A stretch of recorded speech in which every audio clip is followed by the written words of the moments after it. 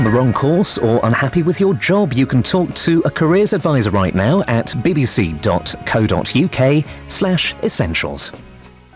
It's Thursday night on BBC One. Watchdog on your side in the high street. So, you gonna tell her? Or shall I? For the organic farmer and his wife, this beats the gold top. Cheers! The early evening lineup tonight on BBC One. We're a generation used to witnessing war from a distance. How would you feel if you experienced it close up, like this? Putting Generation X to the test. War, Do or Die, a BBC Choice premiere tonight at 9. Following the show, there'll be live chat online at bbc.co.uk/choice.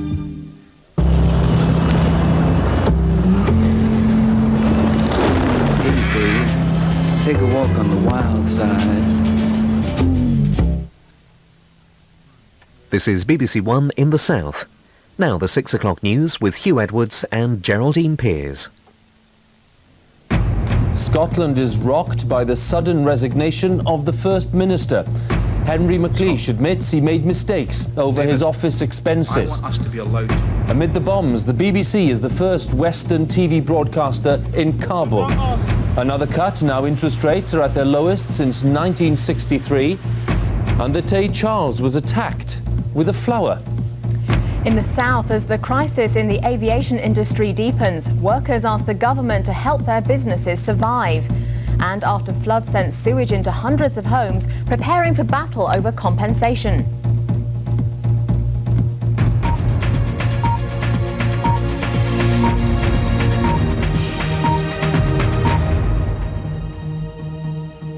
Good evening. Taking everyone by surprise, Scotland's First Minister, Henry McLeish, has resigned. His abrupt decision leaves the Parliament in confusion and forces the Scottish Labour Party to look for a new leader. Mr McLeish has been under pressure for weeks after questions about his constituency expenses when he was a Westminster MP. This afternoon, after discussions with the Prime Minister, he told the Parliament in Edinburgh that he'd made mistakes, he'd handled things badly, and he was resigning. Andrew Castle has been following the day's dramatic events.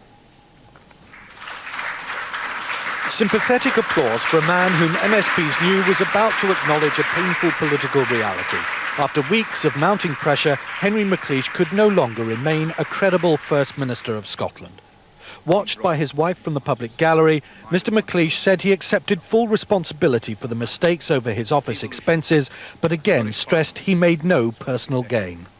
I came to Parliament and eventually to the office of First Minister to serve my constituents and eventually all of the people of Scotland.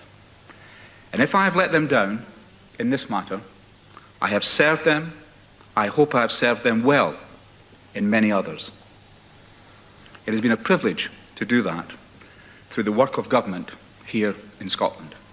It was a short, dignified speech, and his exit was marked by a warm tribute from his parliamentary colleagues who, despite the calls for his resignation, expected Mr McLeish to ride out the storm.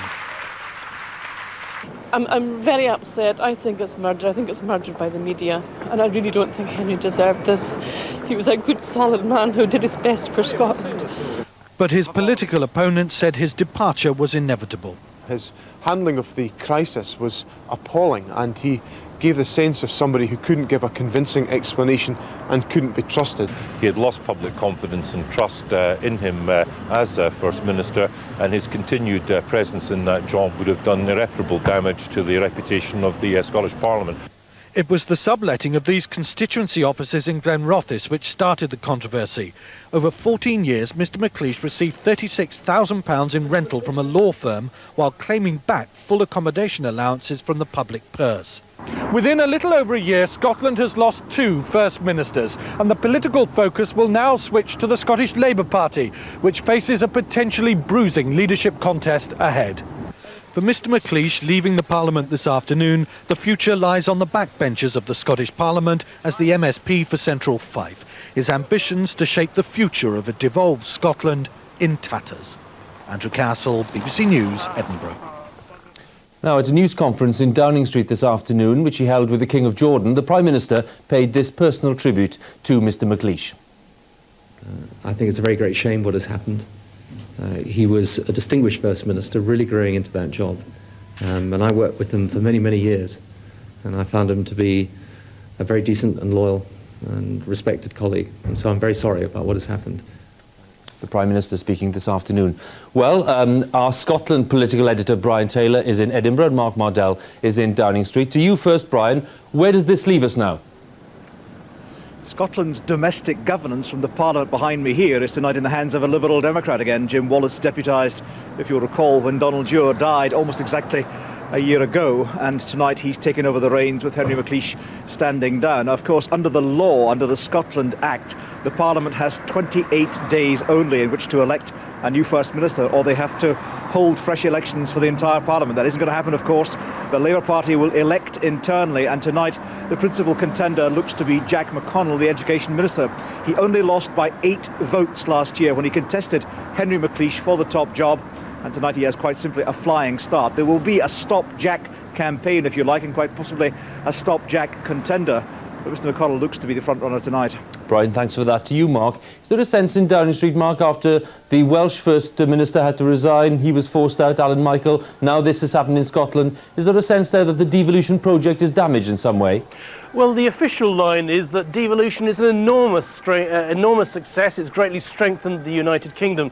But I think there's also a feeling within Downing Street that it creates a blank political space over which they have no control, something that always makes them feel a bit fidgety, particularly when there are big messes like this created within that space.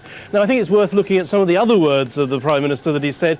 He said that it was a great tragedy at a time Mr McLeish was beginning to really grow into the job and become respected.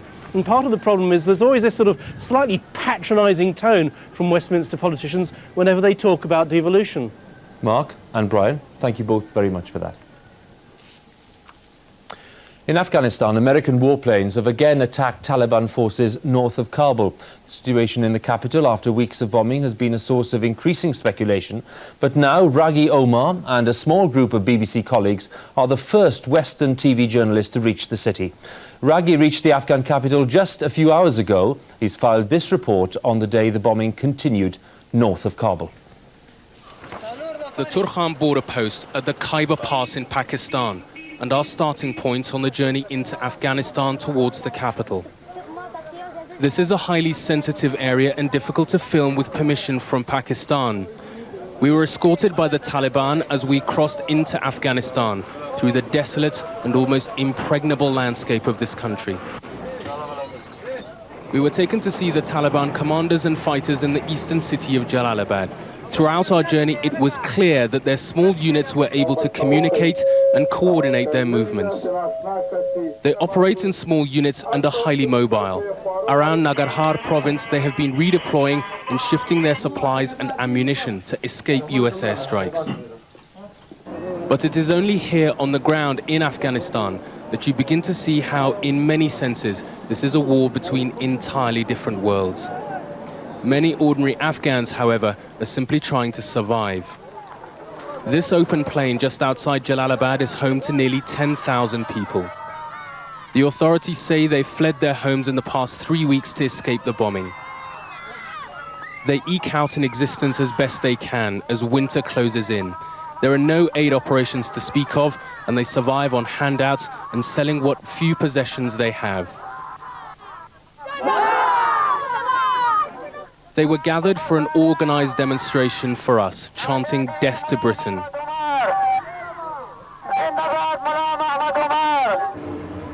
Finally today we reached Kabul, a city which has witnessed war for nearly 23 years and now faces the military might of the United States.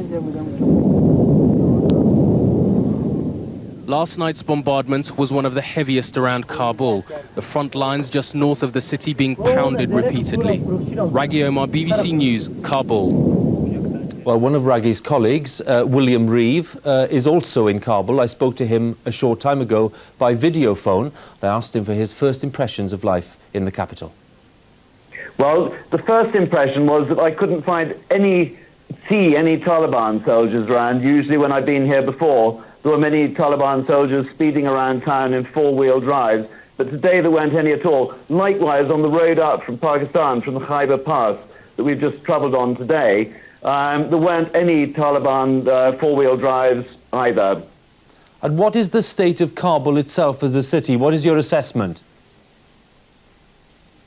Well, it's much quieter than usual. Just now there were various American planes flying overhead, which is why the city power is off. So there's no power at night. Otherwise, people are going about the business. Less people around, and much less traffic on the roads than I've seen before. Otherwise, it's sort of business as usual in a rather surreal way. And amid all the claims we have of advances by the Northern Alliance and counterclaims by the Taliban, what is your assessment now that you've reached the city of the current state of play? Well, one thing is that Kabul itself hasn't been bombed hardly at all in the last few days. There was one bomb, one rocket last night that landed on the city and killed a newlywed couple. But otherwise, the bombing has been at the front line, about 25 miles north of where I'm sitting here. And it's been, likewise tonight, it's been quite quiet, but you just never know. William, in Kabul, thank you very much for joining us. William Reeve, one of the small group of BBC journalists to reach Kabul earlier today. Now, the President of Pakistan, Pervez Musharraf, says he'll be asking President Bush to stop the bombing of Afghanistan during the Muslim holy month of Ramadan. President Musharraf, who's in London for talks with Tony Blair, said if the military action continued, it would have, in his words, a negative fallout in the entire Muslim world. Now, interest rates are down to their lowest level since 1963. The Bank of England cut rates today by 0.5% to 4%, double the expected reduction. The European Central Bank also cut its rates today. Our correspondent Jenny Scott is here with me. Jenny, they're clearly worried, aren't they, about the state of the economy? Yes, I think they are, Hugh. The main reason behind today's cut is to encourage people to carry on spending, which is the linchpin of the whole economy. If we look at what today's cut does to mortgages, we can see that even 0.5% puts quite a bit of money back in people's pockets. Now, back in January, variable rates of about 7.75% meant that the average £60,000 mortgage cost about £450 a month. Now, with rates at just 5%, that's fallen to about £350, which is a saving of just over £100. Now, the Bank of England will be hoping that that extra money will be spent on the high street. At an annual retailers' get-together in Birmingham today, they were preparing for what they hope will be